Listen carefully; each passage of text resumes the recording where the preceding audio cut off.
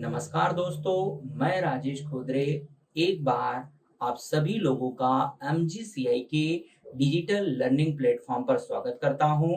हम यहां एक बार पुनः पीएटी एग्रीकल्चर ग्रुप 2020 एग्जाम के लिए आईएमपी क्वेश्चन सीरीज में केमिस्ट्री का एक और महत्वपूर्ण चैप्टर कोलाइडी विलियन कोलाइडी सॉल्यूशन के यहाँ पर आईएमपी क्वेश्चंस को लेकर आए हैं, जिनके लिए हम क्या क्वेश्चन और उनके कंसेप्ट को समझने जा रहे हैं।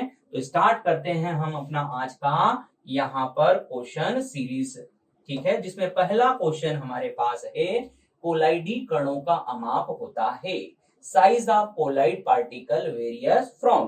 तो हमें मालूम है यहाँ पर कि कोलाइड कणों के आकार को हम कई तरह की इकाइयों में देखते हैं, बट जब हमें क्वेश्चन दिया जाए तो हमें वहां उस क्वेश्चन में क्या ऑप्शन में इकाई देखकर उसके लिए आंसर करना है।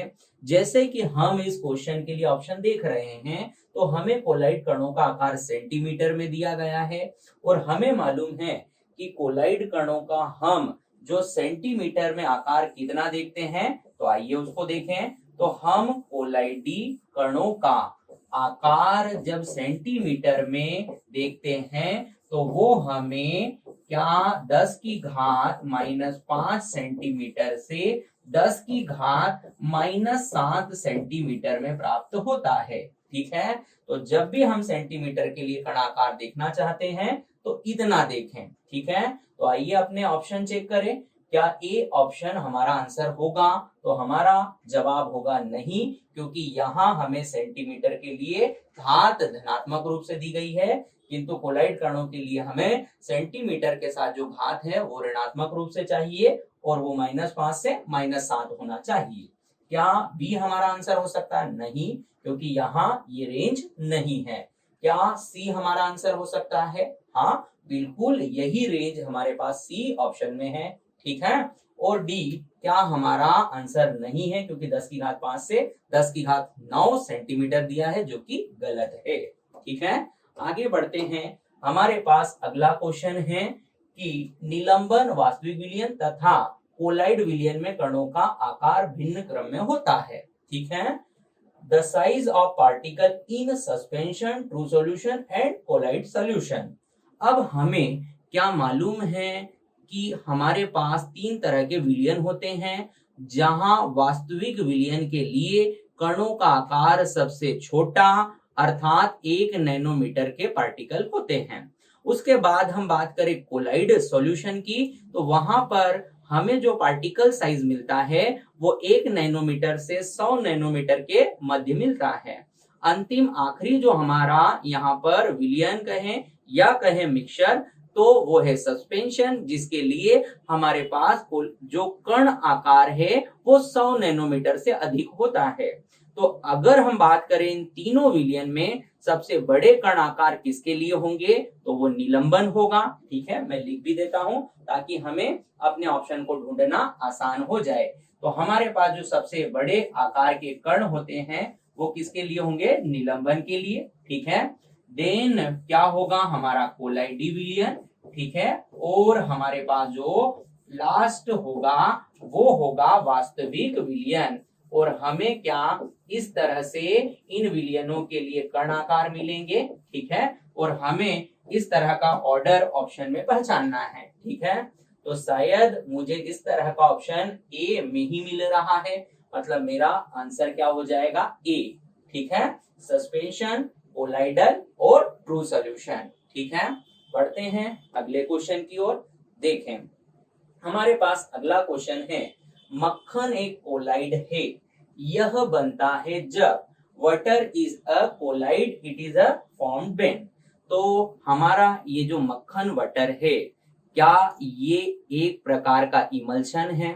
और इमल्शन भी 2 तरह का होता है, जल में तेल वाला और तेल में जल वाला। ठीक है, oil in water, water in oil.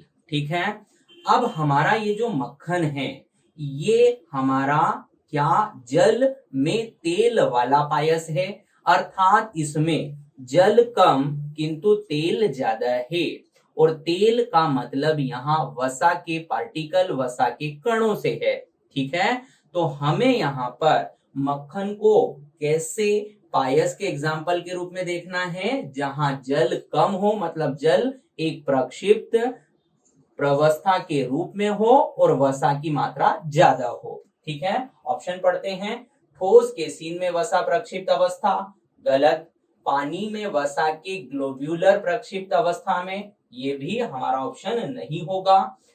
Third है वसा में पानी प्रक्षिप्त अवस्था में, तो वसा के अंदर पानी प्रक्षिप्त अवस्था में है, मतलब यही क्या हमारा यहाँ आंसर होने वाला है। ठीक है, और लास्ट है केसीन पानी में निलंबित है, यह भी गलत ऑप्शन है। तो यहाँ देखें तो water is dispersed in fat.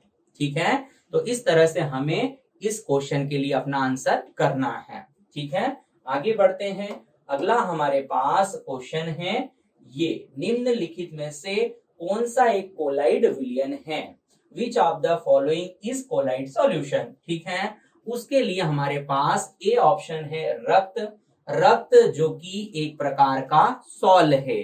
ठीक है, दूसरा ऑप्शन है धुआं, धुआं क्या हमारा एरोसॉल तंत्र का एग्जाम्पल है। ठीक है, थर्ड हमारा दूध, दूध हमारा क्या एक प्रकार के पायस इमल्शन का एग्जाम्पल है, मतलब ये तीनों ही क्या हमारे कोलाइड तंत्र के एग्जाम्पल हैं, मतलब ये क्या कोलाइड हैं।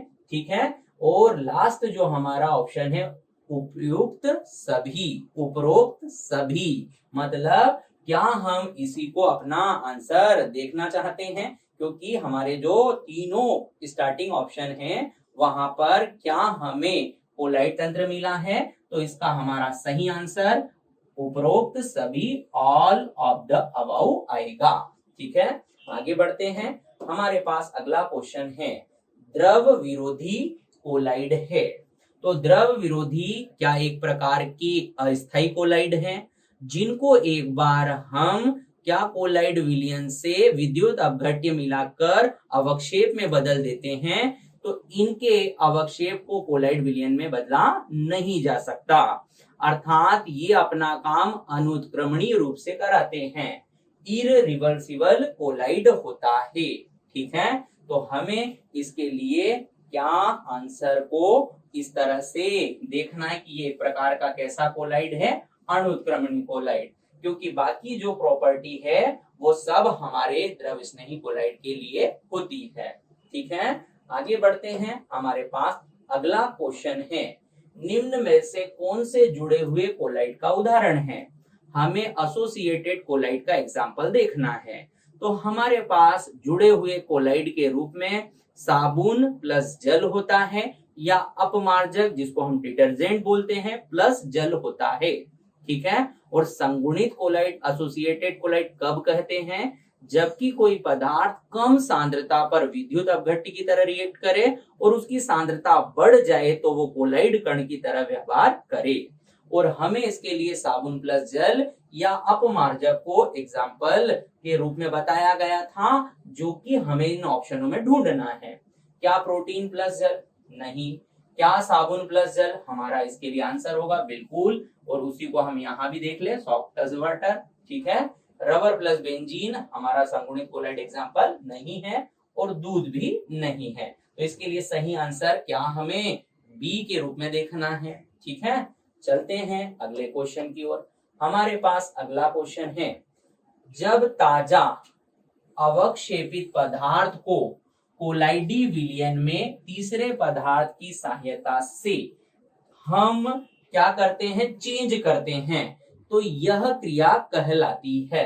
ठीक है, when a freshly precipitated substance is converted into colloidal solution with the help of third substance, the process is known as। तो हमें मालूम है कोलाइड विलयन को जब हम अवक्षेप से बनाते हैं तो उस अभिक्रिया को, उस रिएक्शन को हम पेप्टीकरण बोलते हैं, इंग्लिश में उसको पेप्टाइजेशन बोलते हैं। तो जब भी हमारे पास प्रेसिपिटेट हो, अवक्षेप हो, और उसको हम किसी अदर सब्सटेंस को मिलाकर क्या कोलाइड विलयन प्राप्त करते हैं, तो उस काम को, उस कार्य को क्या हम पेप्टीकरण के रूप में देखते हैं। तो इस क्वेश्चन के लिए भी हमारे पास क्या डायरेक्ट आंसर है, तो बाकी ऑप्शनों को देखने की भी आवश्यकता नहीं है और हम अपने आंसर को जल्दी से देखकर क्या अगले क्वेश्चन की ओर बढ़ चलेंगे। देखिए हमारे पास अगला क्वेश्चन है, एक अणुसंख्यक गुणधर्म है, which of the following colligative property. तो अणुसंख्यक गुणधर्म मतलब ऐसे गुणधर्म जो अणुओं की संख्या पर निर्भर करते हो, और ऐसे गुणधर्म क्या चार तरह के होते हैं। पहला परासरण दाब, दूसरा वाष्प दाब में अवनमन, तीसरा हमारा क्वथनांक में उन्नयन और आखिरी हिमांक में अवनमन। हमें यहाँ पर कोलाइड विलयन के अंदर बेटा कई बार ऐसा क्वेश्चन आया है कि निम्नलिखित में से हमें केवल क्या एक अणुसंख्यक गुणधर्म के नाम की पहचान करना है, जो कि हमारे पास यहाँ भी क्वेश्चन के रूप में है। तो हमें क्या केवल वो चार नाम को अच्छे से याद करके रखना है, क्योंकि उसमें से केवल नाम को पहचानने का क्वेश्चन हमें मिलता है, जो कि शायद हमें यहाँ भी दिया जा रहा है और हम इसका बड़ी आसानी से आंसर करने वाले हैं कि हमारे पास वो कौन होगा, परासरण दाब, इंग्लिश के लिए ऑस्मोटिक प्रेशर। ठीक है, चलते हैं अगले क्वेश्चन की ओर। देखें हमारे पास जो हमारा अगला क्वेश्चन है वो है अधिशोषण किसमें बहुस्तरीय होता है। ठीक है, adsorption is multi layered in the, हमारे पास कौन सा ऐसा कोलाइड है। तो हमें क्या अधिशोषण मालूम है। अधिशोषण मतलब किसी द्रव या ठोस की सतह से बाहर स्थित कणों पर आकर्षण लगाकर उन कणों को अपनी सतह से जोड़ना। अब ऐसा हमें दो तरह से मिलता है, कभी तो द्रव ठोस बाहर स्थित कणों पर अपना क्या कमजोर आकर्षण लगाते हैं, और कमजोर आकर्षण लगाते हैं तो वहां भौतिक अधिशोषण मिलता है, जिसके साथ हमें कई परतों का निर्माण मिलता है। किंतु जब एक द्रव ठोस की सतह से बाहर स्थित कणों पर एक प्रबल आकर्षण लगाया जाता है तो उस समय हमें कौन सा अधिशोषण मिलता है, रासायनिक। और इस अधिशोषण के साथ क्या हमें एक ही परत का निर्माण मिलता है। तो हमें यहाँ क्वेश्चन में क्या बहुस्तरीय अधिशोषण को देखना है, तो उसके लिए हमारे पास जो आंसर होने वाला है क्या वो भौतिक अधिशोषण होने वाला है, फिजिकल एडजॉर्प्शन होने वाला है। ठीक है, चलते हैं आगे की ओर। हमारे पास अगला जो क्वेश्चन है वो है स्कंदन क्षमता बढ़ती है। तो स्कंदन क्षमता किसी भी आयन की संयोजकता के समानुपाती होती है। इसको हम हार्डी-सुल्ज नियम के अंतर्गत पढ़ते हैं। ठीक है, तो हम क्या लिखते हैं, किसी भी आयन की क्या स्कंदन क्षमता समानुपाती, समानुपाती उस आयन की संयोजकता। ये हमारे पास एक रूल है जिसमें हमें बताया गया है कि किसी आयन के लिए उसकी संयोजकता का मान जितना अधिक होगा वहां पर उसके लिए स्कंदन क्षमता मान उतना अधिक होगा। और यही बात क्या हमारे लिए क्वेश्चन में दी गई है। तो आयनिक त्रिज्या के साथ क्या हम उसकी स्कंदन क्षमता को बढ़ते हुए देखते हैं, तो उसका आंसर होगा नहीं। क्या परमाणु त्रिज्या के साथ हम स्कंदन क्षमता को बढ़ते हुए देखते हैं, तो भी आंसर होगा नहीं। फिर है आयन की संयोजकता के साथ, जो कि हमें क्या इस संबंध में दिख रहा है, तो हमारा आंसर क्या सी होने वाला है। ठीक है, और लास्ट आयन के आकार के साथ, तो ये भी क्या हमारे लिए गलत आंसर है। तो हमें किसी आयन की स्कंदन क्षमता को उसकी संयोजकता के समानुपाती देखना है, और उस संयोजकता के बढ़ने के साथ साथ उसकी क्या हम स्कंदन क्षमता को भी बढ़ते हुए देखते हैं। ठीक है, चलते हैं अगले क्वेश्चन की ओर। देखिए हमारे पास अगला क्वेश्चन है समुद्र के पानी का नीला होने का कारण।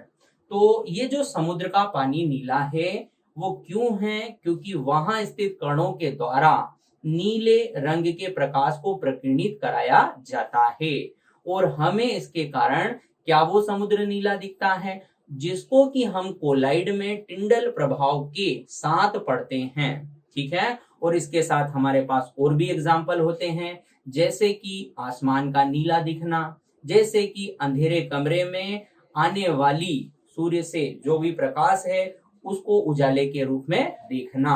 ये सब क्या कणों के प्रकाश के प्रकीर्णन पर आधारित घटनाएं हैं जो कि हमको टिंडल प्रभाव के रूप में मिलती है। ठीक है, वही बात को यहाँ हमें क्वेश्चन में पूछा गया है। तो हम देखें ऑप्शन, समुद्र पानी की अशुद्धि के कारण नीले प्रकाश का अपवर्तन, गलत। समुद्री जल द्वारा नीले आकाश के परावर्तन, गलत। हमें कणों के प्रकाश के प्रकीर्णन के कारण इस बात को देखना है, नीले प्रकाश का पानी के अणु द्वारा प्रकीर्णन, क्या यही हमारा आंसर होगा?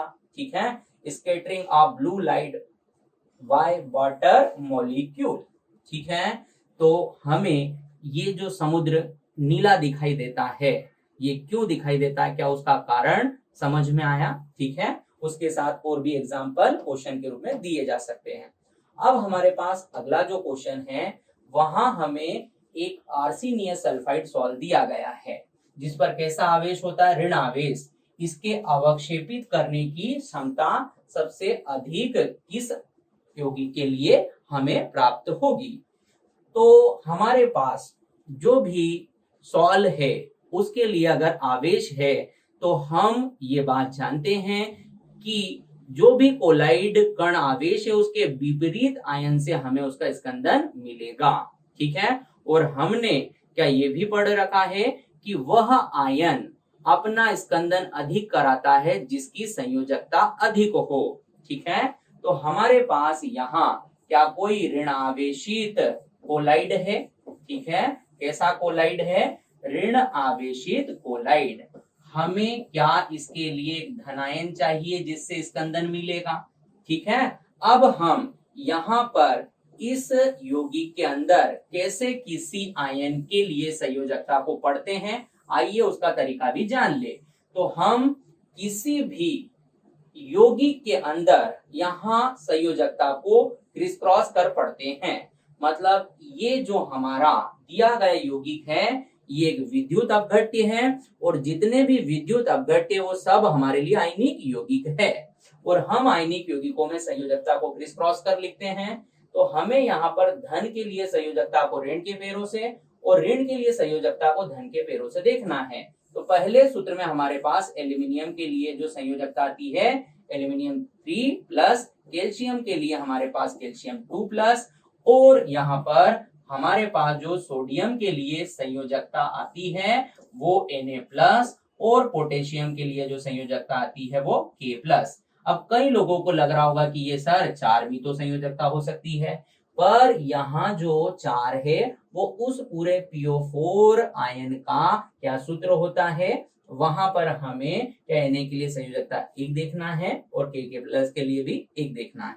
तो अब हम समझ गए हैं इन 4 में से वो कौन सा धनायन होगा जिसके साथ हमें स्कंदन क्षमता अधिक मिलेगी, तो वो होगा हमारा L3+। ठीक है, आगे बढ़ते हैं। अगला क्वेश्चन हमारे पास देखें क्या है, निम्नलिखित में से कौन सा एक रक्षक कोलाइड का कार्य करता है? ठीक है, प्रोटेक्टिव कोलाइड क्या हमारे द्रव स्नेही कोलाइड होते हैं? और हमारे पास ऑप्शन में क्या आर्सेनियस सल्फाइड है जो कि एक द्रव विरोधी सॉल है, ये हमारे लिए रक्षी कोलाइड नहीं है। जिलेटिन क्या हमारा द्रव स्नेही कोलाइड है? और द्रव स्नेही कोलाइड है मतलब ये एक प्रकार का रक्षी कोलाइड होगा। ठीक है, और Au ये भी हमारा क्या द्रव विरोधी कोलाइड है और द्रव विरोधी कोलाइड हमारा कभी भी रक्षी कोलाइड नहीं होता। फेरिक हाइड्रोक्साइड भी हमारा एक द्रव विरोधी कोलाइड है, तो ये भी हमारे लिए रक्षी कोलाइड नहीं है। तो इस क्वेश्चन के लिए हमारा आंसर क्या यहाँ पर जिलेटिन हो जाएगा। ठीक है, क्योंकि वो एक द्रव स्नेही कोलाइड है और हम द्रव स्नेही कोलाइड को ही रक्षी कोलाइड के रूप में देखते हैं। ठीक है, नेक्स्ट क्वेश्चन देखते हैं। हमारे पास नेक्स्ट क्वेश्चन है यहाँ पर, कोलाइडी विलयनों का शोधन किया जाता है, शुद्धिकरण किया जाता है। तो हमारे पास कोलाइड कणों के शुद्धिकरण के लिए 3 विधि होती है। एक तो होती है अपोहन, दूसरा परानिषयंदन और तीसरा अभिकेंद्रीकरण। हमें उनमें से क्या किसी एक विधि को यहाँ ऑप्शन में नाम के रूप में पहचानना है, आइए देखें। तो पहला पेप्टीकरण, तो पेप्टीकरण द्वारा हम कोलाइड का निर्माण करते हैं ना कि शुद्धिकरण। दूसरा अपोहन, हाँ अपोहन हमारे लिए एक शुद्धिकरण विधि होती है। ठीक है, तीसरा ब्रीडिक की आर्क विधि, ब्रेडिक की आर्क विधि भी कोलाइड निर्माण की एक विधि है, ना कि वो शुद्धिकरण के लिए उपयोग में लाई जाती है। लास्ट है स्कंदन द्वारा। तो स्कंदन हम क्या कोलाइड कणों के आवेश को नष्ट कर अवक्षेपण के लिए करते हैं, तो ये भी हमारे लिए शुद्धिकरण की विधि नहीं है। तो हमारे पास इसके लिए आंसर क्या हो जाएगा, अपोहन डायलिसिस। ठीक है, तो इस तरह से हमें क्या इस कोलाइड विलयन चैप्टर के लिए आईएमपी क्वेश्चन कंसेप्ट को देखना है। ठीक है, तो आप अंत तक इस वीडियो को देखिए। ठीक है, धन्यवाद।